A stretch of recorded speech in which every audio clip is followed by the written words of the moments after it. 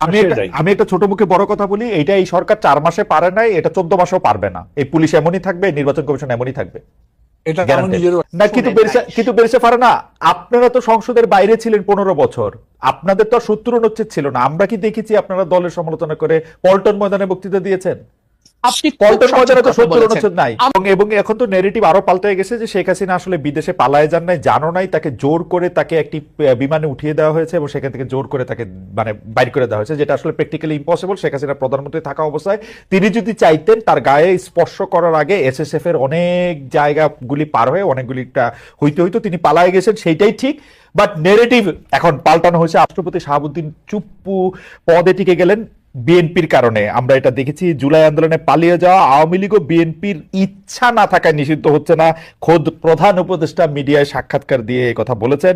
কিন্তু আওয়ামী লীগ পালিয়ে প্রবাসী, তারা যুক্তরাজ্য জাপানে রাজনৈতিক সভা করছে, সেখানে শেখ হাসিনা অডিওতে বক্তব্য দিচ্ছেন।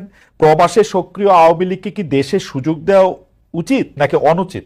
আপনার অবস্থানটা আমি একটু শুনতে চাই, এবং একইভাবে মান্না ভাইয়ের অবস্থানটা আমি শুনতে চাই। যে মানে আমরা নেতা বা জনগণের পার্সপেক্টিভটা শুনলাম, আপনাদের পার্সপেক্টিভ একটু শুনতে চাই। বেচা ফারানা, আমি কি আগের আলোচনা থেকে প্লিজ প্লিজ, একটু যুক্ত হ্যাঁ করতে প্লিজ, পারি? হ্যাঁ কিন্তু আচ্ছা, দেখুন, বাংলাদেশের পলিটিক্যাল যে সিস্টেম, তাতে পার্লামেন্টারিয়ান কারা হবেন বা পার্লামেন্টারিয়ানদের কাজটা কি, একজন সংসদ সদস্যের কাজ কি, এটা কিন্তু দেশের মানুষ খুব পরিষ্কার না। তারা মনে করে সংসদ সদস্যের কাজ হলো ব্রিজ, কালভার্ট, রোড নির্মাণ করা, এবং এটা নির্মাণ করতে গিয়ে তাকে সরকারের একেবারে সাথের লোক হতে হবে, তাহলেই তার পক্ষে সহজ হবে এই প্রকল্পগুলো পাশ করিয়ে নিয়ে আসা। এবং যারা সংসদ সদস্য হন তারাও বিশ্বাস করেন তাদের কাজ হলো এই ব্রিজ, রোড, কালভার্ট নির্মাণ করা, এবং এই নির্মাণ থেকে 10%, 15%, 20% তাদের পকেটে নেওয়া।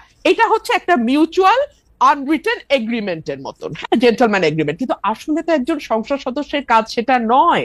একজন সংসদ সদস্যের কাজ পলিসি মেক করা, একজন সংসদ সদস্যের কাজ আইন প্রণয়ন করা, একজন সংসদ সদস্যের কাজ সরকারকে জবাবদিহিতার মধ্যে আনা। দেখুন, সংসদের 70 অনুচ্ছেদ সংবিধানের, আমরা যে এটা নিয়ে এত লাফালাফি করছি, আচ্ছা, সংবিধানের 70 অনুচ্ছেদে অনুযায়ী আপনি দলের বিপক্ষে ভোট দিতে পারবেন না।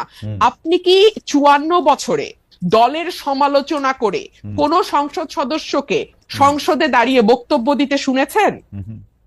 না, কিন্তু বেরেছে ফারানা, আপনারা তো সংসদের বাইরে ছিলেন 15 বছর, আপনাদের তো আর শত্রু অনুচ্ছেদ ছিল না। আমরা কি দেখেছি আপনারা দলের সমালোচনা করে পল্টন ময়দানে বক্তৃতা দিয়েছেন? আপনি পল্টন ময়দানে তো শত্রু অনুচ্ছেদ নাই। আমরা পল্টন ময়দানে বক্তৃতা দেইনি, আমরা এতই মাইরের উপরে ছিলাম। আমি আমার ব্যক্তিগতটা বলতে পারি যে আমি ওই মাইরের বর্ণনা দিতে দিতে